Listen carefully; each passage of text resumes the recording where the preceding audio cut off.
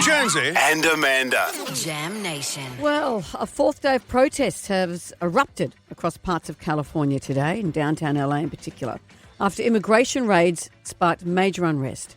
There have been at least 42 arrests. Protests have turned violent. The National Guard was called in by the president, who overrode the governor of California. We saw Australian journalist Lauren Tomasi shot in the leg with a rubber bullet.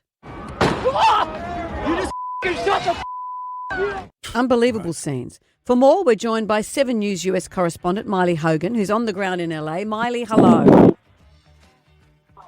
Hello. Jeepers. Wow. Have things calmed down? Yeah, good morning, guys. Look, I'm on the ground at the moment. We're near the detention centre, and I have to say that things are certainly more calm than they were yesterday. There is still a very heavy police presence here. The National Guard is standing outside that federal facility with their shields on, their uniform, ready and on alert. And there are also a number of protesters down here as well. At this stage, it does appear to be calm. We haven't seen those same scenes of violence erupting or those tensions boiling over, but everyone is tense. They're on edge as they wait to see how the day unfolds. It was said that Lauren Tomasi was caught in the crossfire, which sounds like a euphemism. The footage we've seen of, a National Guard pretty much aiming at her. Yeah, the footage is certainly distressing. I've watched it myself. A friend of Lauren, she's a wonderful reporter. I believe the people will be looking at that footage and going through it. I imagine that there should be some kind, or there would be some kind of investigation at some point into what exactly went on there. Yeah, because I wonder what a rubber bullet feels like. I'm imagining it's like a paintball pellet, but a bit harder. But you can still get killed by them. Well, it definitely would hurt a lot, I imagine.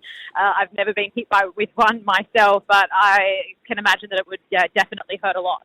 This is an interesting political time, isn't it? Because the governor, a Democrat governor, has said to Trump, "You're being inflammatory. We do not want the National Guard here." The mayor of California has said the same thing.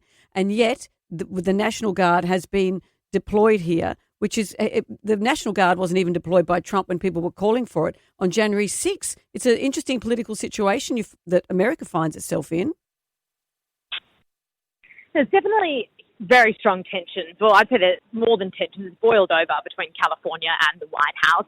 Gavin Newsom, the governor of California, has called Donald Trump unlawful with his actions sending in the National Guard.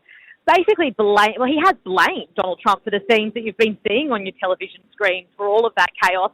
A lot of the protesters that we spoke to had said that it was peaceful until the National Guard showed up, and then it erupted into those scenes of chaos. Now, Governor Newsom is going to sue the Trump administration, so that will be tested in court. Wow.